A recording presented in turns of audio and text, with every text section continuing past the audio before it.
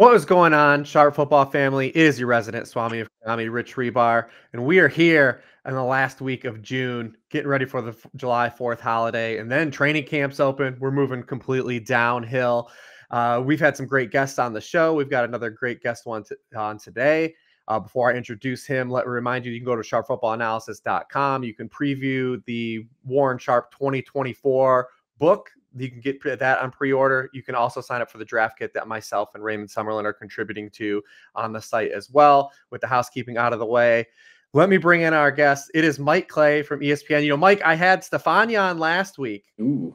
So I got you on this week. I Field Yates, where are you? Can I get everyone from the Fantasy Focus podcast on the show? Yeah. This could be some sort of like competition or something. We'll get Daniel Dopp on as well. You do all four over a month, and then you grade us. You just tell us who the best are, and then that's how we'll be prioritized on the focus. Who gets to talk the most on fantasy football now? Sunday mornings, you're in charge now, Rich. So that's your new job. Quality control. I love it. I love it. No, Mike, you and I have followed each other for a long time. We've interacted on the former Bird app for a long time. I haven't seen you in person in several years, but we've got to link up a few times. It is pretty fun to like see like where we all kind of are now, like a decade later. Like, you know, people post pictures of like, oh, I had a baby, and then you see like their babies are all like 10 or 12 years old now, and it's just like it's crazy. And you're like one of those people. Yeah, we're getting old. I mean, I feel like it's like I don't know if we count as like second generation fantasy industry. It kind of feels like that. You know, I feel like the start of like football Twitter was kind of like the second generation. It's interesting. We were all like 20, you know, just out of college young. And then now we're on that next level where we have kids that are pushing teenage years. So it is incredible. Yeah, it's pretty fun to see the growth of everybody. And you know, back in the days, that used to be we all kind of helped each other. You don't really see that now. Like we kind of, you know, did it wasn't so much sword and shielding, like defending takes, but it was like kind of all of us going through, you know, different processes and trying to make each other better. You don't really see a lot of that anymore. It's a lot of, you know, jostling for position and you know, trying to get those likes. Yeah, that's funny you say that, because I feel like I'm not quite in tune with the social scene with football Twitter, like fantasy football Twitter, like I used to be, where it was just nonstop every day, all day long. You know, I'd get into it with like Sigmund Bloom. We like laugh about that now, how we'd be back and forth.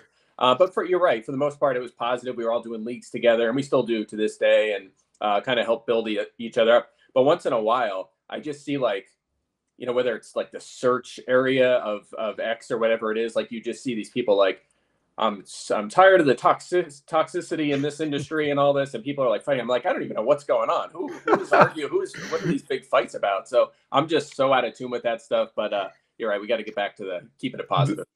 That's the best way. But you know, Mike, when I first, like, you were already, like, you know, established when I came in, and you were someone that, like, you know, everyone wanted to follow your work, and you got on the board kind of like you were like the projection dude, and you still are, but like, you know, you were always the person at the top of like the rankings leaderboard at like Fantasy Pros and the top most accurate projections. And I think I might have been able to do like 80 to 90% of like probably retrofitting like what I think you're doing on the back end, like all the just the years of following you. But you know, you still post all of your projections. They're all available at ESPN. You can find those. What I like about, you know, what you do every year is you kind of walk through different things that you learn through doing the projections. You do a yearly article where it's like the top, you know, 30 things you learn through projections. I know Matt's going to link that on the, you know, you can see that on the site if you're following us on YouTube or X right now.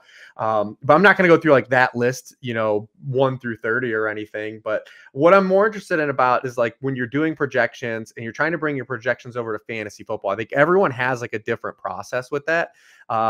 I know for myself, I'm looking for more like outliers, like of like, oh my goodness, this dude projects as like wide receiver 12 and he's wide receiver 24 and ADP. Like, how can I use that to my advantage?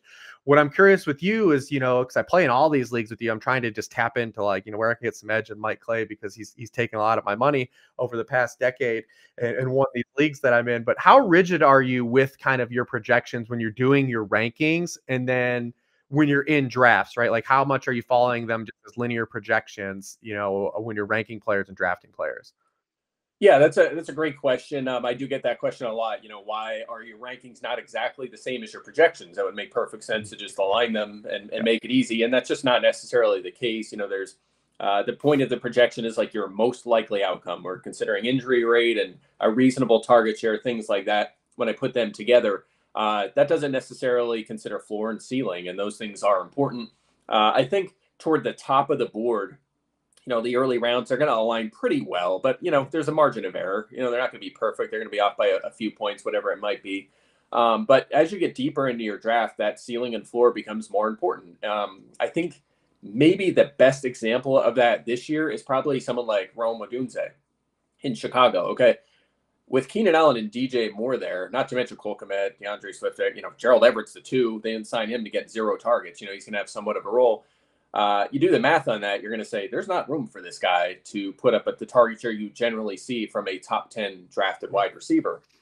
However, if Keenan Allen misses time or DJ Moore misses time, that guy jumps all the way from maybe the 70th best projection all the way up to 25th. I mean, it just opens up all of these targets because those two guys are Moore and Allen are dealing with such high target shares that it puts him in position to be a fantasy starter. Think about where we'd be drafting him if one of those two guys wasn't there, probably around Malik Nabers in fantasy drafts. So I think that's really the key difference is identifying players like that who are just one variable away from really jumping up in the rankings. There's other number 3 receivers that aren't even close to that conversation. Why would you even bother? Or even number 2 receivers in that conversation you wouldn't even consider. So I would say that is the key difference, and it applies to varying levels across the draft.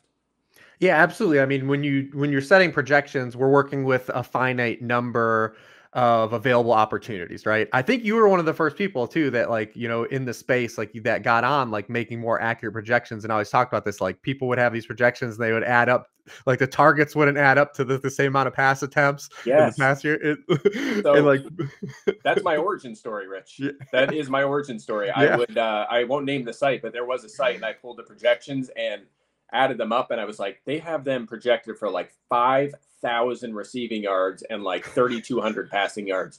They were just terrible. I mean, it was just an issue in the industry at that time. It wasn't taken very seriously, and that's why I was like, all right, I'm gonna take a stab at these and just do them myself. And then I made my own blog and posted them, and just was a football nerd and was on top of transactions and keeping track of everything, and people just kind of gravitated toward that. And next thing you know, at PFF we have all these new metrics and all that. I went there and the rest is history. But no doubt about it, being meticulous about tracking roster movement and projections and stuff like that is most certainly my origin story. Yeah, and I love doing projections that way, which is the way they should be done anyways, because you can play with some things and see range of outcomes of players. Like you said, Rome Odunze, top down, he might only track for 12 to 16% of the Bears targets, but you can see what he would look like if he had 20% or 20, upwards of that.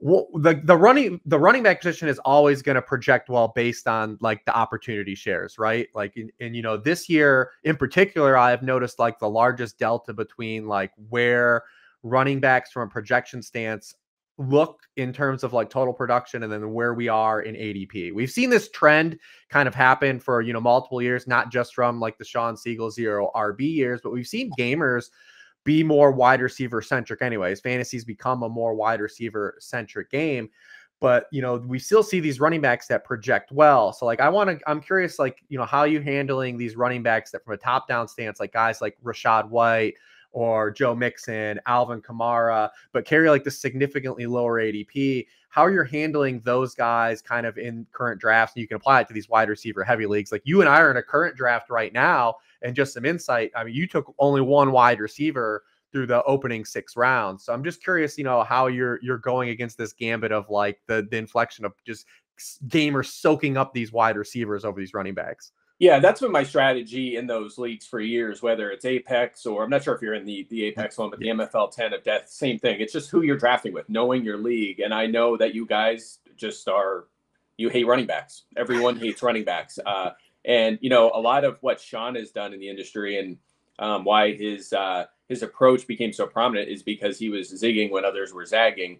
And I feel like that's been an effective approach for me in these leagues. Everyone is going wide receiver and their top running backs are just available every round. And I'm just stubborn and I'm just going to keep taking them. And especially in a format like best ball, I think I can get away with it a little bit because I can just load up on so much depth at receiver and just hope a couple hit. I don't even need a lot of them because the way I have my worst running back, I have 4 running backs that I took in my first 5 picks, as you mentioned. My worst one is Rachaad White, and he's 13th on my board. That is my worst running back. So I should get 2 really good running back performances every week, maybe a third, and then that fills out my flex as well. So it's just going kind of against what everyone else is doing. Everyone's roster is going to be similar. Mine's going to be the one that's unique. So it's worked in MFL 10 of death. I won it a couple of times in the past few years. Same thing with that Apex League. So that's just my, if it goes back the other way and people start drafting running backs, then I'm going to have to adjust to that. But that's the explanation for that. As for the running backs you mentioned specifically, I mean, it is a tough one this year. I'll tell you what. The reason is age. Like if you look back at the last decade, only 7% of top 15 fantasy performances at running back have come from running backs 28 or older. Mm-hmm. And think about the list of 28 or older running backs this season: Christian McCaffrey, Derrick Henry, Alvin Kamara, who you mentioned, Joe Mixon, who you mentioned, Aaron Jones, James Conner, Austin Eckler, who started to fall off last season, even Raheem Mostert, if you want to throw him into that pile, Zeke. I mean, there's a lot of running backs like that. So I think that's my main concern, and it's kind of weighing that versus the fact that they're going to have all this volume, many of these guys in good offenses. So that's been a tricky one for me to navigate for sure. But I think paying like a 5th-round price on Kamara, Mixon, not so bad. Yeah. There have only been 14 running backs older than 27 to have a top 3 fantasy scoring season in the past 30 years. Like, and McCaffrey's going to be like following Christian McCaffrey's like career arc is going to be interesting to see if he's someone that can kind of trump that. Although he has had like soft tissue stuff in his past on his resume, but he's going to be like the most curious guy. But like, yeah, you hit upon like, when we're looking at projections, like we also understand the inverse, right? For like you brought up Odunze. If he has from a top-down perspective, there's a finite number of targets for him to get. But if someone were to get hurt, that opens up more targets. And inversely, we look at some of these guys that project like a Rachaad White or a Mixon or a Kamara, and like we also inversely understand that like if age or efficiency is a problem, like that projection could end up being too high, right? Mm-hmm. As well. And you got to kind of marry those things, and that's why, like you said, your rankings might not always align with the actual top-down projection from that too. It's very important to kind of keep in context. One of the things that's hard for me, like when doing projections or from my end, so I'll pick your brain since you're the paterfamilias of projections, so to speak, is when we get like these new systems rolling over, right? Because I was in the industry like when people started to do OC like data like coming in, and sometimes that can be a false lead because they're looking at the OC and not the personnel that those guys had. So like when you have like these situations where the regime is changing, like how much are you going and pulling from like stuff like OCs did in the past? Are you looking at personnel stuff? Like that's kind of the area that I think is the trickiest for me. I'm just curious like how you handle some of those top down situations, and we'll talk about a couple of them. Yeah, I think you nailed it. I mean, something you learn in this industry, and maybe we're all a little bit arrogant when we first start out because you're looking at these and you think you discovered a trend with a coordinator, and then you kind of apply it to your draft and your rankings, and then you look like a fool because you're right, the personnel's not what it was in the past. He is a better player at tight end maybe than he did in the other system, and it doesn't work out that way. And that was something I learned pretty quickly. I did have the benefit and still have the benefit of 32 NFL Nation reporters here. So a few years ago, I did a project where I went back and basically made a list of all 32 teams for over a decade, week by week, who is their play caller on offense, and had them help me fill that out. I had a lot of the information, but not all of it. And I have that kind of database in the back end. So I do rely on that. Obviously, it's an interesting information, but you're right. You have to kind of identify what matters and what doesn't. And you can see that. I mean, you can see that by going year by year and looking at these play callers and saying, okay, well, that year he was coordinating Travis Kelce. The next year he changed teams and he didn't have him on his team. So, of course, the tight end target share plummeted. That kind of stuff is something you have to apply some common sense to.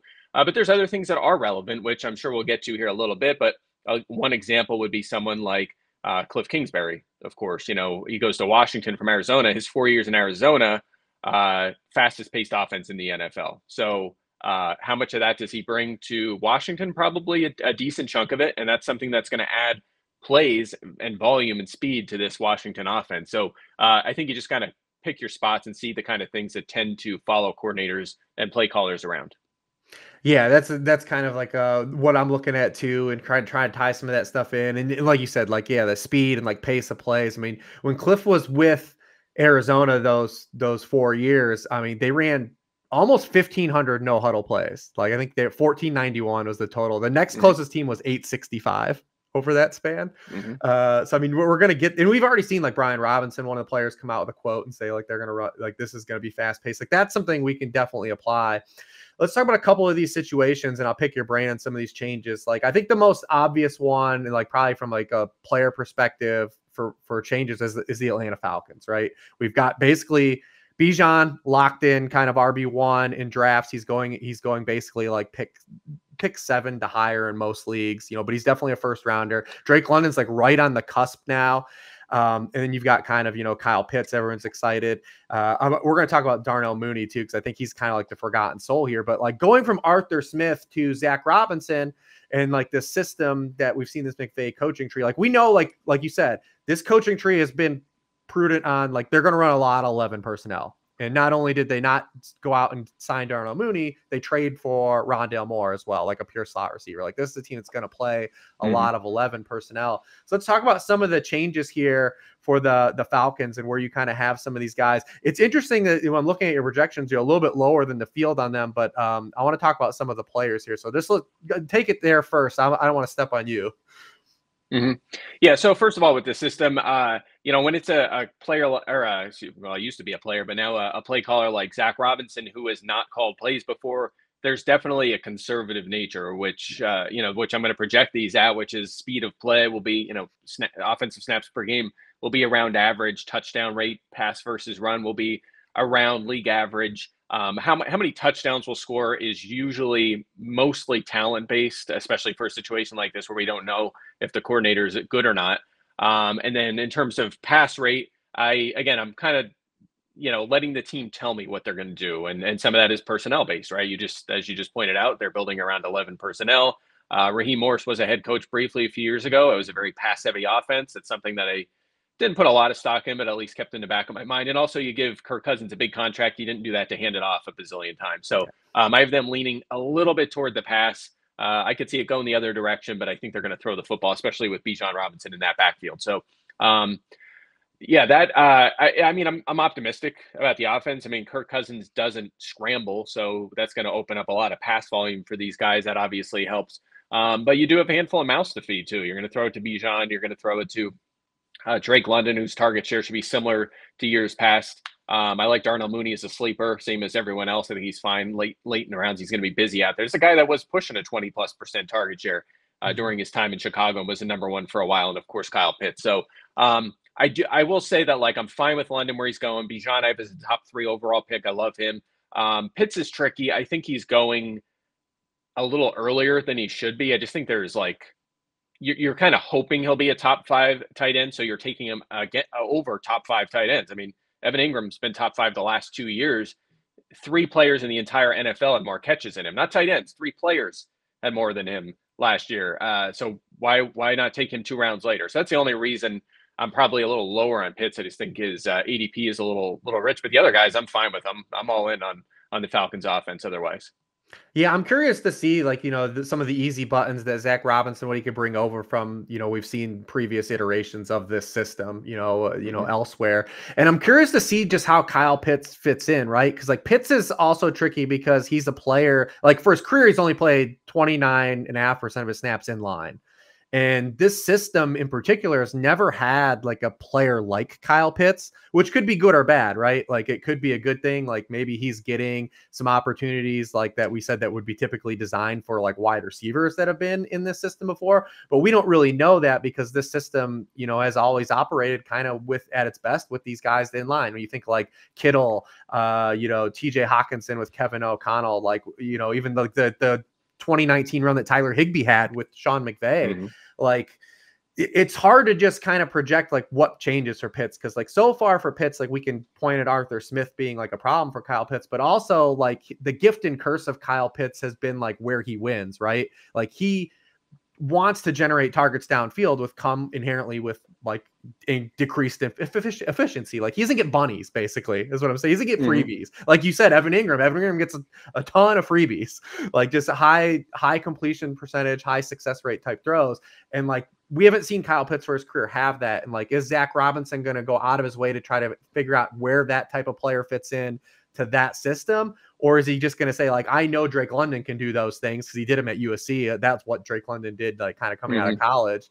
Does he do that? Like, so it's like really kind of hard. Kyle Pitts is like a tricky dude to kind of like figure out because from a system fit.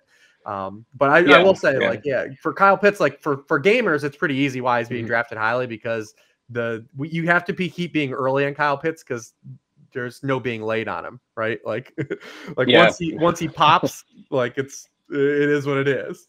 Yeah. Anthony Richardson, same kind of thing. You're seeing the same same kind of thing. I'm with you. Yeah, right. Pitts is such a unique one because of his style. You're exactly right. You know, low catch rate, high average depth of target every year, not much goal line work. It comes down to the coordinator being like, okay, we have this high pedigree tight end, one of the best prospects ever. We have to find the best way to use him. But I do remember years ago when Rob Gronkowski was still playing, and I did Mina Kimes and I did a little project via DM trying to figure out kind of where he wins. And you look at his efficiency when he's lined up on the perimeter against corners, and he was just an average player. Yeah, he just wasn't, against that level of player. Where he dominated was inside. He was in line or even in the slot.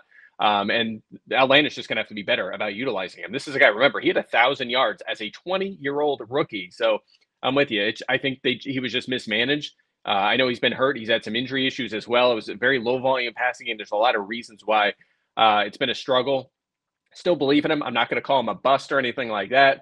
I still think he's a buy in dynasty, whatever you want to call it. I just think for this year alone, like he's just going a little too early.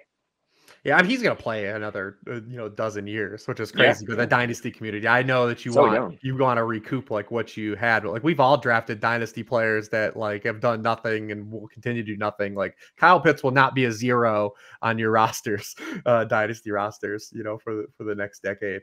I do want to talk about the Panthers a little bit too, because this is a team I think that's interesting for fantasy football because they're just being kind of left for dead, right? Like they were so bad last year. It's just kind of looked at like a doom and gloom situation for fantasy. I mean, you have a little bit of nibbling on Jonathan Brooks because of the running back stuff, and like kind of what Breece Hall did at the tail end of last year. But like the rest of these Panthers are just completely left for dead. Bryce Young is like a bottom like 3. He's like a QB 25 or QB 26 or lower. And we got Dave Canales coming over. Obviously, people will point to like what he's done for Geno Smith and Baker Mayfield the past 2 years, but also like Carolina has made like wholesale changes. I mean, this is an offensive line. They played 10 offensive guards last year. No guard played more than 10 games. Obviously, they go out and they spend on Damian Lewis. They spend on Robert Hunt. They get Bradley Bozeman out of center. They add Deontay Johnson. So I'm curious, kind of what you're looking at from a top-down stance for the Carolina Panthers. And obviously, like the projection from a team that's that bad is not going to be a signal. Like you're not going to project Bryce Young to be like QB 12 or anything. But do you see kind of some more value in this situation than kind of we're letting on? Yeah, so I was actually just writing about Bryce Young. One of my favorite go-to storylines or strategies in the later rounds every year is year 2 quarterbacks, especially guys picked in the first round. It's been pretty much money in the bank. I mean, last year was kind of an exception because Kenny Pickett was a late first-round pick. It was a bad class, and I still took some shots on him late. It didn't work out, but I still believe that Bryce Young can make a leap. And, it wasn't, you mentioned the coaching change. I mean, they had a coaching change already in the season last year. Right. It was just a terrible situation for Bryce Young. It's hard to get a good feel for him in those circumstances with the poor, with the coaching change and the poor supporting cast. And I was actually kind of curious about that. So I did a little work on, what his efficiency was by the target, like who he was throwing to. And if you look at when he threw it at Adam Thielen, pretty good. I mean, decent numbers. You look at everyone else combined, as bad as it gets. Atrocious efficiency. I think it was like 5.2 yards per target or something. And then you look at the list of who those players were, and you're like, yeah, right. I mean, that checks out. I mean, it just makes perfect sense. So I obviously a much better situation here. Deontay Johnson, one of the best route runners in the NFL. We'll see what they get out of Xavier Legette, but even if he's the 3 or even the 4, Mingo there as well, that's good. Jonathan Brooks can catch the ball out of the backfield as well once he's healthy and ready to go. And of course, you mentioned Canales, who led Baker Mayfield to his best season ever last year. Also leaned a little toward the pass. Game script adjusted. They threw the ball with Canales. So I have some optimism here. 10-team leagues, I think it's tough to take Bryce Young. That's kind of our default at ESPN. 12-team leagues, though, a late flyer, last pick. I have no major issues with that, especially if you wait at the quarterback position. Yeah, you know, I've brought up this a couple of times this offseason too, but like we've kind of had some examples of, you know, now obviously we have guys like, you know, Josh Rosen and Zach Wilson who are just, they're just DOA like moving forward. But we have seen guys that we've just completely written off as rookies come back and like be really fantasy relevant in year two. I think like you go back to Jared Goff with Jeff Fisher, you know, that first year, he was atrocious, you know, 5.3 yards per pass attempt. He goes throw 5 touchdowns. The next year they get McVay. He goes up to QB 11 in points per game, 28 touchdowns. We saw Blake Bortles. Remember Blake Bortles was a travesty as a rookie. He threw 11 touchdowns. He was the QB 29 as a rookie. And then he goes to QB 6 in year two. Now Bortles did give you a little bit of rushing, but he threw 35 Blake Bortles threw 35 passing touchdowns in year two. I don't know if people remember that. You know, and then Derek Carr too. Derek Carr was another guy that he was really bad as a rookie. He did throw more smattering of touchdowns than those first two guys that I mentioned, but he threw 32 passing touchdowns his second year, you know, kind of getting those offensive upgrades. So that's kind of what you're hoping for, you know, with Bryce Young, is you kind of have one of those spikes. I think he's a guy you take micro bets on. Deontay's a guy he's been hard to just leave where he goes in drafts, especially because he goes below some of these rookies that we'll talk about at some point. One other team I want to talk about too, for sure, is the Tennessee Titans. Like, to me, they've had one of the more intriguing off seasons. Like, because if I was like building this team, this is not the approach I would have had. But from a fantasy gamer, I look at this now and I think of what the Titans had with Mike Vrabel, you know, and what Will Levis had to work with as a rookie. I mean, Will Levis. These are the players that were on the field for over 50% of Will Levis' snaps. Obviously, DeAndre Hopkins. Then it was Chigakonkwo, Nick Westbrook-Ikine, Chris Moore, and Tajay Spears. Like, those are the players. Now you're getting Calvin Ridley. You're getting Tyler Boyd. You're adding Tony Pollard. And you're getting Brian Callahan, again, from that same coaching tree we talked about. Like, we're projecting a lot more 11 personnel for a team that ran no 11 personnel. They were forced to throw the ball downfield. Will Levis, highest ADOT in the NFL by like a good margin. Like, his rate of throws over 20 yards downfield versus the quarterback that was number 2 was over 10% higher, you know? So like, how do you take this, you know, Brian Callahan come over, we get an idea of what he wants to do and tie this into some of this personnel and look at this Titans team now compared to a year ago. And this is another team where just people don't know how to handle them in terms of not even being able to project like a target share. Like, how do you project Calvin Ridley and DeAndre Hopkins target share, you know, playing together? How are you handling the Titans? Yeah, you just laid out all the reasons why this is a tough team to project, not to mention that Will Levis is another one of them second-year quarterbacks, which you would expect to leap forward. But also he's a second-round pick, and those guys don't have the track record of guys picked early in the first round and the way they make a leap in year 2. So how good is Will Levis is question number 1. Question number 2, the coaching change. I mean, this is kind of what we were talking about earlier, where you have to look at a play caller's tendencies and kind of cherry pick which ones you think apply. Now, the last 3 years, Callahan has called an extremely pass-heavy offense, but he had Joe Burrow under center. You know, now you have Will Levis. How much are they going to throw the ball? Initially, I was kind of conservative with it, but then again, you kind of look at what the front office did, and they kind of tell you what they're going to do. Okay, they didn't go back and bring in like another Derrick Henry. They brought in Tony Pollard, who's not a guy that kind of failed as a feature back and can catch the football, much like Tajay Spears. They should be interchangeable. That tells you maybe they're going to lean toward the pass.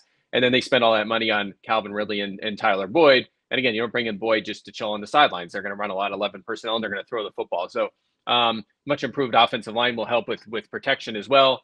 So yeah, I think they're going to throw the ball. I don't know. It's hard for me to project it as an above average offense because I think they have enough problems there, and Levis is unproven. So, but I'll tell you what, if you're in on Levis and you think he's the real deal, you could have a lot of fun drafting guys from this offense, including the backs, including, Ridley, who's been one of my most drafted players so far. I just think he's, in terms of sorting target share between he and Hopkins, it is tough. I was kind of back and forth on which way to go. But I think the checkbook kind of answers that question and age to some extent, but I think they paid Ridley to be the one.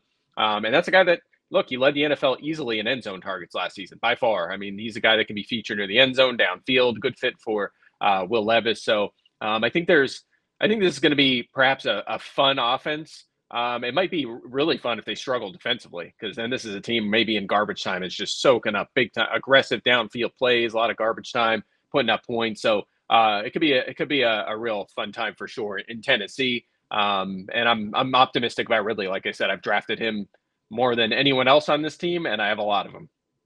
I got to ask you one wild card here. So we've talked about a couple situations like Zach Robinson and Brian Callahan, who have been coaches, and they've got a coaching tree we can follow tendencies based on. But Mike McDonald hires Ryan Grubbs to be his OC, in Washington. We don't know what to expect, right? Like we can look at, collegiate stuff, but like how much are you taking what, Ryan Grubbs did in college and trying to translate to the NFL? Like how are you handling situations like that when you're doing projections? Yeah, I mean, I'm going to lean a little bit toward personnel to drive that. I mean, obviously, they're going to be heavy on 11 personnel. You have maybe one of the best trios in the NFL with Smith and Jigba entering year 2, and Tyler Lockett still there with DK Metcalf. So there's that for sure. In terms of projecting speed of the offense, and if they're going to be pass heavy, run heavy, very conservative with those ones. It's something that I've learned over the years is, you get aggressive with this stuff and apply too much from college, you're going to make mistakes. I mean, college is such a different game as well. I mean, it's obviously teams are way run heavier at the college level. Running backs don't get as many targets, that kind of thing. So I don't get too carried away with that. But in terms of pace of play, pass run rate, touchdown rate, it's pretty much league average. So I got to ask, I asked this to basically everyone, how gamers are handling Jackson Smith in Jigba in year 2. Because not only you brought up the quarterback year 2, is like fantasy in general, like year 2 players have always been kind of like, there are no skeleton keys in the game, but like drafting a plethora of year 2 players generally will lead you to a breakout or two, because the fantasy community, like we need to see something before we buy into it more often than not. That's why year 2 players tend to be more of a value. It used to be like people say like year 3 wide receivers, but year 2 has always been kind of play. And Jack Smith and Jigba has a pretty disappointing year 1 season, especially in context of what other rookie wide receivers did last year. But his usage was just kind of puzzling last year. I mean, he led the NFL in like rate of targets behind the line of scrimmage. Didn't really have a chance to win downfield. When he did get targets downfield, he was good with them. So how are you handling Jackson Smith and Jigba in year 2? How bullish are you maybe willing to go above projection on him? Or are you just kind of leaving this as like, I don't really know how he's going to be used? Yeah, I have some exposure to Lockett and Smith and Jigba. So I think where they're going, both guys are fine. I was out on Smith and Jigba last year. His ADP got too out of control. He was immediately being drafted ahead of Tyler Lockett, which made zero sense to me. And again, some of that's just looking at the history of the wide receiver position, rookie wide receivers. Early first round receivers, great in fantasy. Guys picked in the later stages of the first round, generally not very good. There's not a ton of like high end production from that position. And a lot of the guys just take a while to get going. There's a reason they weren't picked in the top 15. They were picked, in the 20s. And that was the case with that whole group last year. So some of them work out fine. But Smith and Jigba, unlike someone like Zay Flowers or Jordan Addison even, was walking into a situation where he had Metcalf and Lockett atop that depth chart. So did not like him last year, but I think where he's going this year, lower than last year, it's fine to throw some darts at him and hope he makes the leap. Tyler Lockett turns 32 this year. There's reason to believe that he'll be scaled back a little bit more. And then, of course, you would expect Smith and Jigba to do a little bit more in year number 2. Remember this as well. He had just turned 21 last spring. Yep. He was a very young rookie as well, which is another reason to kind of fade him in 2023. But now a year later, more of a role likely to come. By the way, keep this in mind.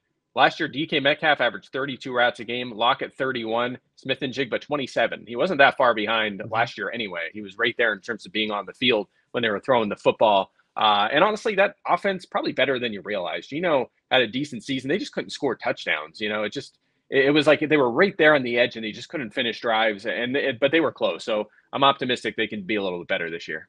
Yeah, Geno Smith, another one of those players, when you look at, clean pocket stats, which tend to be more sticky, how a quarterback performs in clean pocket. I mean, Geno Smith was still just as good last year as he was in 2022 when he had like the kind of the breakout. It's just, you know, those tackles couldn't stay healthy last year. And they were starting Jason Peters at one point last year at tackle. It's who gets to start Jason Peters this year? For some reason, he's going to start like 4 games for somebody. He's going to play till he's like 55 and just like start like 4 games for someone every year. Him and Calais Campball. Yeah. Keep him forever. I love it. Yeah. One team I do want to talk about that you kind of hinted on early on is the Bears. Another one of these teams, a little bit tricky to project. We got, Shane Waldron transferring over. We have a sample of him in the NFL, but the Bears have, this influx of just talent and excitement, and they have a great schedule. This is the other thing about the Bears, right? Like they have like this, you look at the Bears schedule and like they're favored in all these games. You're like, wow, like I want a piece of this. Yeah. I want to take some shots on Caleb Williams, but like, how do we short out these wide receivers? You talked about Odunze, but DJ Moore had 75 more targets than the next closest wide receiver on the team last year. Like that's not going to happen this year when you add Keenan Allen and Odunze. You got the Komet factor, right? Like Komet's been a guy that's been like a high red zone guy, but like not really done a lot between the 20s. And then we've got DeAndre Swift, a guy who gamers like literally like haven't been able to trust so far on the trust trees. Like, how are you handling the Bears from fantasy? Obviously, they're not going to probably gleam out like as individuals from projection stance because they probably cannibalize each other. But I'm curious if you have any targets in this offense and how you're playing this offense for fantasy. Yeah, it's a tough one. We talked about the receivers, so figuring that out is tough. I haven't drafted. I don't think, we're doing this series of mocks internally with the ESPN staff, same group every time, just kind of rolling through it.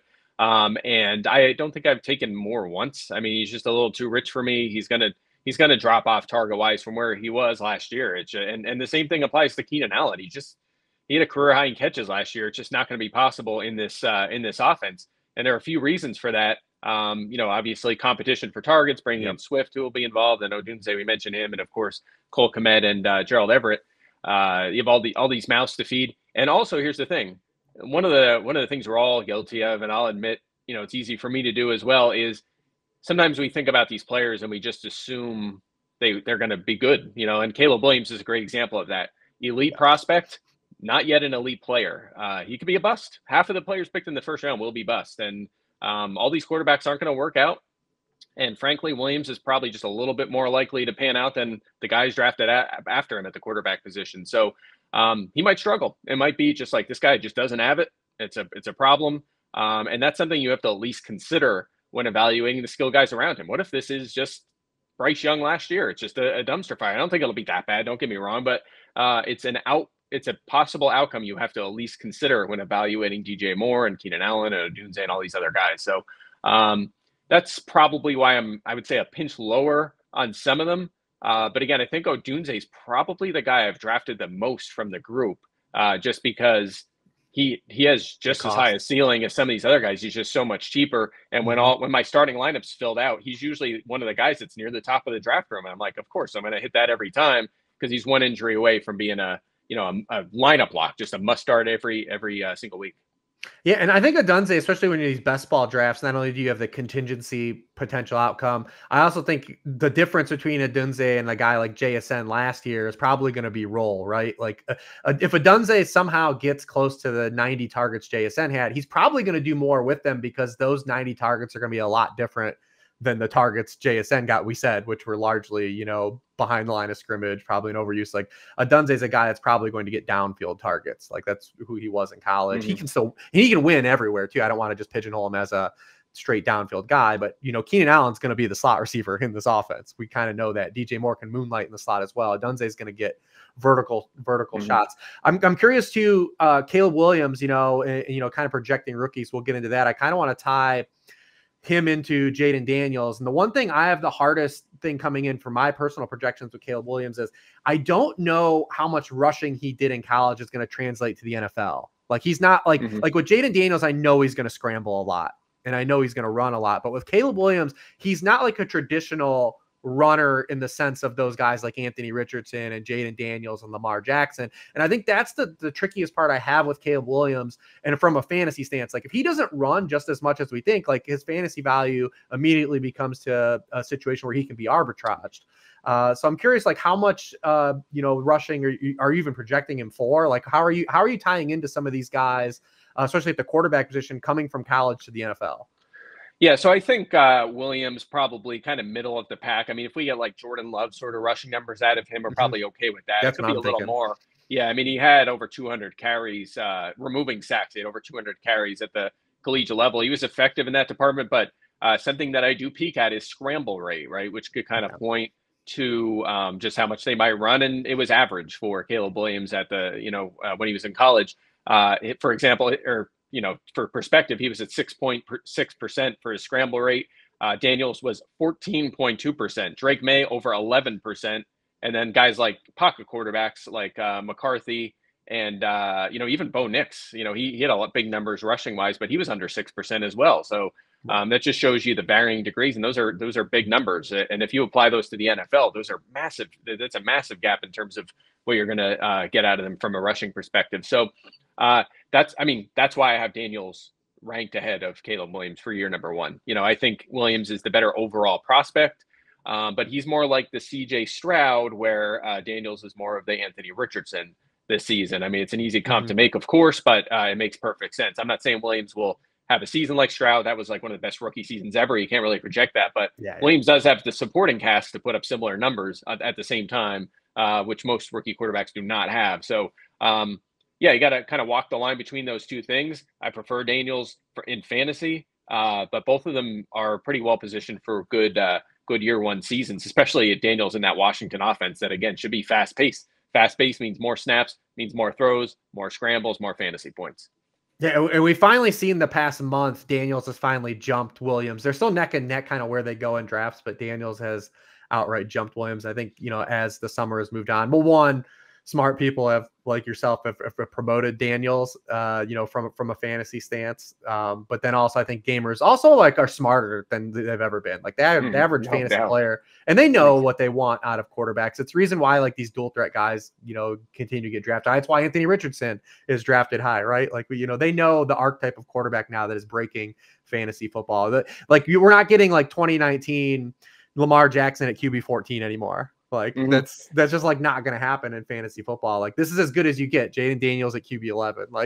You're right. The industry is just getting so smart now. It is hard to find. It's harder than ever to find edges. There are a few things. I still hammer things like those second year quarterbacks and to an extent touchdown regression to the mean, but people are just way better about that than they used to be. I mean, you think about Raheem Mostert 10 years ago, after the season he just had, his ADP would have been way earlier. Yes.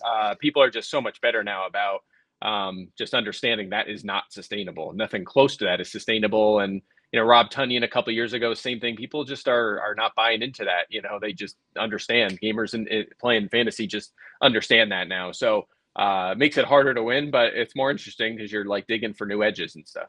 It's fun. Yeah, absolutely. I remember the Matt Ryan season he won MVP with Kyle Shanahan, and then the next year, because in previous iterations of that happening, he would have been the QB3 or higher, and he was QB7 next year, and I was oh, damn it, the game is caught on a little bit. Everybody's figuring it out. Yeah, you're exactly right. Even Mahomes, his year rate 50 touchdowns. I spent that whole summer explaining why he would still have a great MVP caliber season, but he might throw 10 to 15 fewer touchdowns, and that's nothing to be worried about. It's just he's not going to play at Hall of Fame level every single year and put up the Hall of Fame level numbers. There's a reason they say, oh, his career year or his signature year was that year.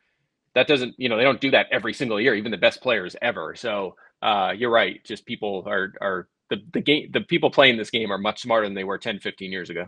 Yeah. And all regression isn't created equal. It's not a boogeyman always. Not. It's like you said, a guy's not going to throw 50 touchdowns, but 35 is still probably going to be among the league leaders. Well, I'll tell you what, though. Yeah, I say that, but sometimes fan bases do not buy into it. I think the best example of that is Khalil Shakir. I get so much hate from Khalil Shakir people because of his efficiency last year. Extrapolating his efficiency. How are you not just applying that from last year? It's it was the third highest yards per target ever or in the last decade for a wide receiver. It's not going to be anywhere close to that. Not to mention history shows that guys that put up efficiency like that are guaranteed to plummet in that department 100% of the time. And then not necessarily going to get more volume too. You would think if you're that efficient, you're going to play more the next year. That doesn't always work that way either. So you're right. You got to pick your spots, but people I think are getting better with touchdowns and touchdown regression. But there are other edges as well.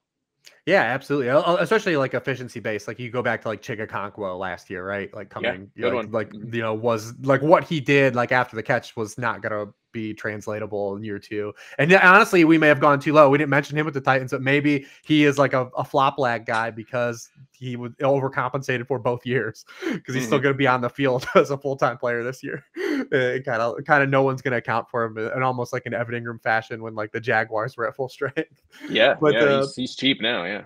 I do want to bring up, we talked about Caleb versus Daniels.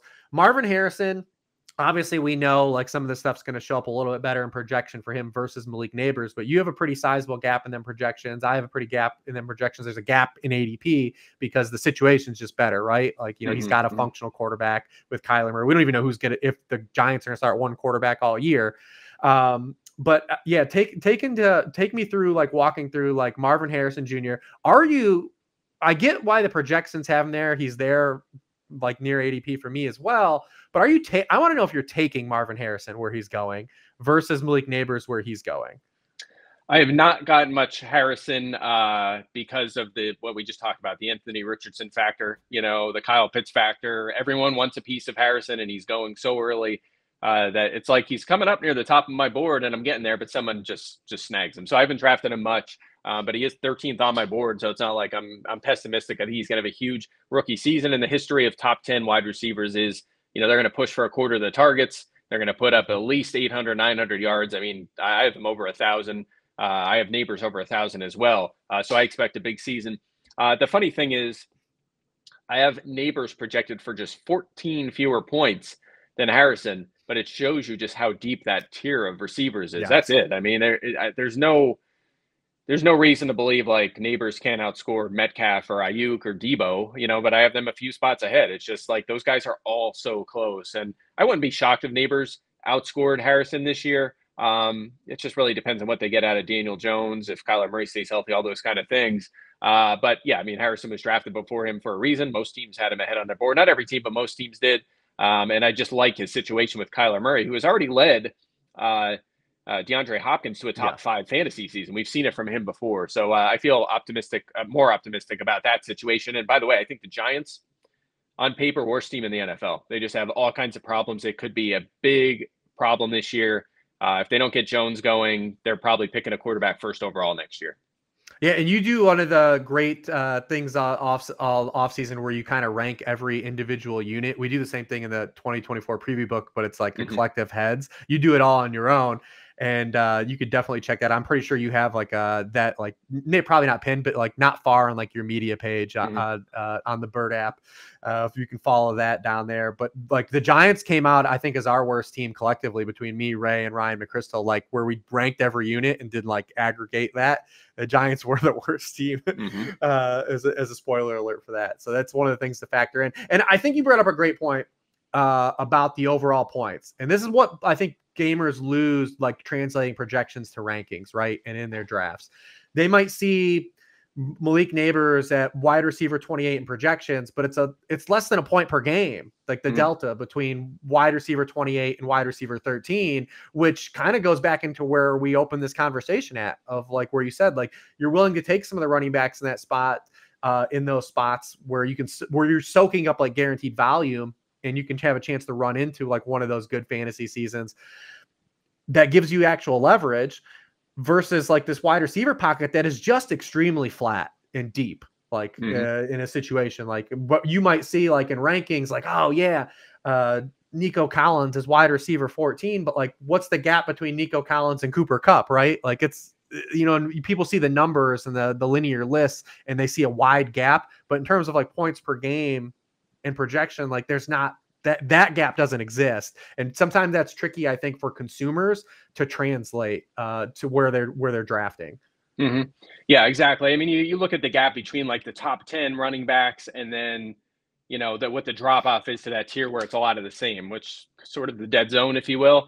It's similar to the drop off between the top 10 receivers. And then that, I don't even want to say dead zone. I think it's a live zone for a receiver. And that's kind of why I'm not afraid to pounce on the running backs in the first, in the top 20 of my draft, because I'll get maybe 1, maybe 2 running backs. And then the next 5 rounds, I don't want to take running backs. I want to take all these receivers, and I feel pretty good about it. So in a normal draft, that's generally the way I go about it. I don't have an issue going running back, receiver, or even if you want to go receiver heavy, if you could pull that off. But I have no issue pouncing on them running backs early just because of all of the value at wide receiver. There's just so many. You round after round after round. It's like the running backs are gross, the receivers are great, and I'm just going to keep attacking that position. I love it. So you talk about some of the Odunze has been your favorite Bears guy to pick at ADP for the just range of outcomes and the contingency value.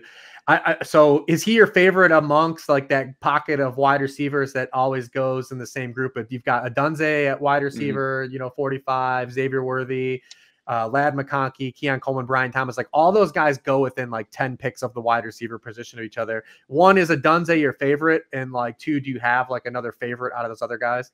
Yeah, I do have them ahead, but I have them together in the same tier, and I'm glad to take whoever's available. If someone's sitting there, I'll take Keon Coleman, I'll take McConkey, I'll take Worthy, I'll take Thomas there. I have them all together. And you were just talking about tiers and how projections are so close, especially once your starting lineup's filled out. You want to be ready with those dart throws, right? We don't know for sure which of these guys are good, which aren't, and you try to predict, say, oh, I know Coleman's good. I'm moving him up 15 spots in my ranks. You're gonna lose more than you're gonna win. It's just the NFL doesn't know. These teams are studying these guys nonstop, and he fell to the second round for a reason. So there's a lot of that. I mean, that's something I think that's helped me become better at fantasy over the years, is kind of listening to what the NFL tells us and understanding that this is a lottery. And it can be a weighted lottery in your favor if you have good strategies, but you can't get too arrogant, because as soon as you get arrogant, you're like, I know this guy's going to pan out, moving him way up. It works every time. The path is so easy. There's no way this could fail. It still fails. It's just the nature of the beast in the NFL. This sometimes the safest picks are the worst picks, or the guys that feel the safest end up not safe at all. We've had examples. I think one of the best ones is Gabe Davis a couple of years ago in Buffalo. It was in this offense with Allen, and he's the number 2 now, and it's just, he can't fail. He cannot fail. He's going to score 8, 9, 10 touchdowns. All he needs is 18 to 20% of the targets. This is an easy win, easy pick. And it was terrible. It was terrible. So sometimes the easy ones, they seem easy, but it's more complicated. Yeah, absolutely. I'm going to get you out of the door here with one last kind of, projection based, it's ambiguous, and it's one that gamers obviously have no clue, because you look at ADP, and it's the Houston wide receivers. Obviously, not only do they add Stephon Diggs, but the sample size of Nico Collins and Tank Dell playing together was small last year as well. They were on the field together for just 34% of Stroud's dropbacks at the same time. And like I said, now you add a target earner. I'm going to spin this in a couple directions. One, how you're kind of seeing this, shake out with the addition of Stephon Diggs. And then I want to also ask you about Stephon Diggs individually and how you handle not only a player changing teams, but a player that had such wide splits a year ago. And, we can kind of talk about what we think contributed to that, but I'm curious, as a 1A, 1B part of that question. Mm-hmm. Yeah. Well, first of all, with Diggs, that was also a system change. They completely changed that system. They went way more balanced. They still scored, believe it or not, they scored the same number of touchdowns per game with Dorsey that they did after they fired Dorsey. It was the same. I think it was 3.0 per game. But they were winning more games, and I guess it maybe took some pressure off the defense by running the ball more, whatever you want to point to. I think we'll have a step back from Diggs just because of what we talked about earlier. Same kind of thing to Keenan Allen. Still a good player, maybe even a great player, but there's more mouths to feed. And again, sometimes you got to think about what the team tells you. And they paid Nico Collins. They gave up a day 3 pick for Diggs, but they paid Nico Collins. He's their number 1, I think. At least that's what they're telling us. So I have Collins ahead. I give him a little edge over the other guys. I have Diggs second. Dell third. Part of with Dell is small sample size, less volume. He was very reliant on big plays last year. He's coming off a major injury. I could see him being brought along slowly. But once he's healthy, he might prove the real deal and just be a really good fantasy starter. But remember, they brought back Dalton Schultz as well. They still have Noah Brown. John Mechie's getting some hype, which, by the way, don't buy that in fantasy. He's not going to play. John Mechie's not going to play. They have too many other guys. So Joe Mixon in the backfield, they'll find ways to keep him involved. But I think they're going to throw the ball plenty. I think that this offense has a really high ceiling. And that's why I'm okay with Stroud drafting him as like a mid or front end QB1 because he might not have to run a lot. He might run a little bit. Hopefully he does. We could use that in fantasy, but he might be one of them guys that is on the short list of guys who could throw 35 plus passing touchdowns because of this offense. And he's going to throw it a lot. They're obviously going to throw the football. So optimistic about the offense overall. Have I drafted a lot of the guys in the offense? Not really, just because I don't know how it's going to work. It's a tough one, and they have a lot of mouths to feed. Yeah, I'm the same. They kind of go in that nebulous kind of range where, I feel stronger about some other individual players in that. Exactly. And then maybe even some running backs in that area where they go that we've kind of hinted. And I've taken some like later shots on Dell just by default, like of the Odunze factor, just being the cheapest guy. One more question on the Texans at the top of my head. I think about this. I should have thought about this before when I was trying to put together some of these. How do you factor in the addition of Stephon Diggs? And obviously top down, you're like, oh my goodness, they're going to run a lot of 11 personnel just because they have these 3 wide receivers. But Bobby Slowick also comes from a coaching tree that doesn't really run a lot of them personnel. They're going to use a fullback more than some teams will. So how do you kind of find the balance of those two things? Yeah, I hear you. This is one of them circumstances where I am not super worried about it because of personnel. I don't think you trade for Stephon Diggs if he's not going to be on the field, and so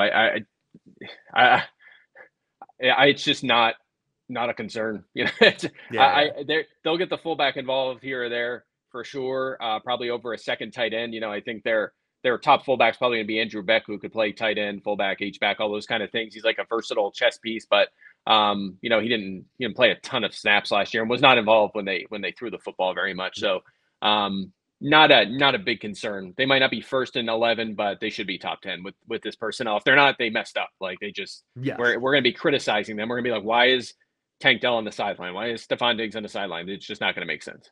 Yeah, I imagine that their 11 personnel rate on actual dropbacks is going to be high.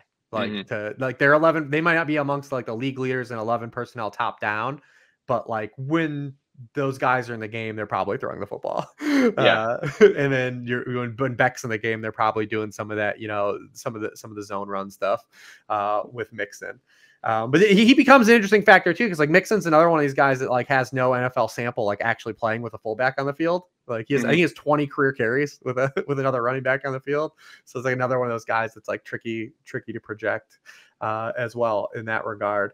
By the way, Houston last year, when throwing the ball 73% of the time, they had 3 receivers on the field, 3 or more receivers on the field. That was 21st in the league. But again, now you add Stephon Diggs, you would expect that number to go up. And if it just gets to 80%, they're going to be, borderline top 5 in the NFL. It's not a huge gap. So, and that's 73% with the rotation of guys they had last year. Like I said, we talked about Collins and Dell were rarely healthy together. They're rotating in Noah Brown for like samples that Robert Woods, like all those guys are kind of floating. Now you've got 3 basically top down legitimate dudes that we would factor in being amongst like the better trios in the NFL, if not the best. So beautiful. Like, listen, I could talk to you about like some of this stuff all day, trying to pick your brain about it, but we are at the time limit. I want to remind everyone, you can go over to Mike's at ESPN. Everyone knows ESPN. Mike's already done like this great, the top 30 things you learn from rejections. I didn't even pull any of those out because I want everyone to go and read those at the site, just in-depth stuff that you can learn as Mike's doing these projections. He's written a couple articles. Him and Field Yates have kind of like the old mailbag stuff going on. I see you guys have done like, storylines for the season. You guys have done like breakout players. Definitely check out those articles. Definitely check out the Fantasy Focus podcast. Yates and Dopp definitely come on the show as well. What else do you have going on the rest of the summer here, Mike? Yeah, I just filed. We just did a big NFL piece ranking all the rosters like you were just talking about that just went up on the NFL side. Just filed another one recently about the biggest moves of the NFL season. And I just filed another fantasy piece as well related to something I do every year, one of my favorite exercises, which is this year's version of 2023 breakout. So the question we get all the time, who is this year's Puka Nacua? Who is this year's Sam Laporta, CJ Stroud? So not every year. I'm not going to actually say this guy's going to be this year's Puka Nacua. It's just a hard one to do, but it's fun to at least talk through some names, right? A guy that can maybe even be a flex option picked on day 3 this year. Every year there's some misses, but there's always some hits too. You find, guys that you worked out and it was a good viable strategy to take a late flyer. So That's always fun to do. Just filed that. That'll be up probably in a week or so, but always love that one. Yeah, you know, people always get like irked when they're like, when you tweet this out, like, or say like, oh, like who's this year's Puka Nacua, and you get 1,000. There won't be one, and that's not the point of that. That's not the point of the exercise, though. It's to highlight some of these guys with lower end capital that there's a signal for, like, hey, if this works out in this direction, this guy could be a better value than what he's drafted. We're not saying he's gonna have 1,500 yards and, you know, be a wide receiver one. It's all about just gaining value and, you know, kind of maximizing your draft capital there.